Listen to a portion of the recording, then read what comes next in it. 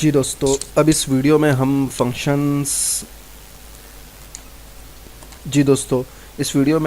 Functions के arguments की बात करते हैं।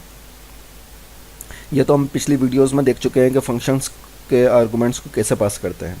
अब इस वीडियो में हम ये देखते हैं कि फंक्शंस में फॉर एग्जांपल दो किस्म के आर्गुमेंट होते हैं।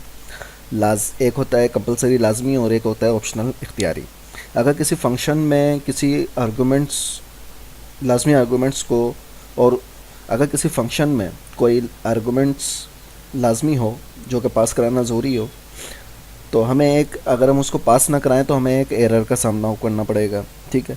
जबकि जो ऑप्शनल आर्गुमेंट्स होगा उससे मुराद ऐसे आर्गुमेंट हैं कि अगर हम इनको फंक्शन को पास ना भी कराएं तो कोई एरर नहीं होगा, बल्कि जो इसकी डिफ़ॉल्ट वैल्यू होगी वो हमें ऑटोमेटिकली मिल जाएगी। तो अब हम ये देखते हैं कि किसी ऑप्शनल आर्गुमेंट्स को डिफ़ॉल्ट वैल्यू कैसे देते हैं। इसके लिए एक मिसाल हम देख लेते हैं। अब ये देखिए, ये ऑप्शनल आर्गुमेंट्स की एक मिसाल है जिसमें फ़ंक्शन बनाया हेडिंग रैप का, ठीक है, और उसको एक टेक्स्ट हमने दिया। एक आर्गुमेंट है हमारे पास टेक्स्ट का जो कि कंपलसरी हो गया, और एक आर्गुमेंट हमारे पास साइज़ का, ठीक है। और यहाँ पे अब हम ई को करा रहे हैं, ये एच और एच का साइज़ यहाँ पे हम दे रहे हैं। वेरिएबल का जो होगा वो यहाँ पे आ जाएगा। उसके बाद होगा यहाँ पे टेक्स्ट, जो टेक्स्ट ऊपर आर्गुमेंट में पास हो रहा है। तो अब आप ये देख रहे हैं कि इसमें जब हम मिसाल दे यहाँ पे जो फिर हमने इसको कॉल कराया है, तो इसमें अब आप देख रहे हैं कि एक आर्गुमेंट में इसने टेक्स्ट को लिया है, ठीक है, और जबकि दूसरा आर्गुमेंट्स में जो है वो हेडिंग के साइज़ को इसने लिया है। तो पहले में हमने देखा है यहाँ पे PHP टेक्स्ट दिया है और यहाँ 1 दिया है। दूसरे में हमने एक और स्ट्रिंग कुछ दिया टेक्स्ट और यहाँ पे 2 दिया है, और यहाँ पे हमने एक और स्ट्रिंग दिया है लेकिन टेक्स्ट यहाँ पे कुछ नहीं दिया।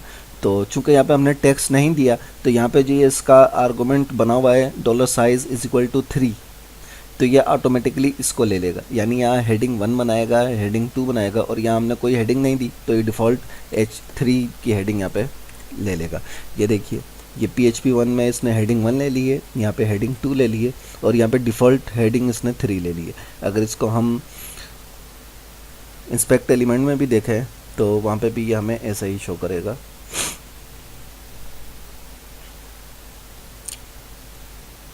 ये देखिए, ये H3 है, H2 है, H1 है, ठीक है।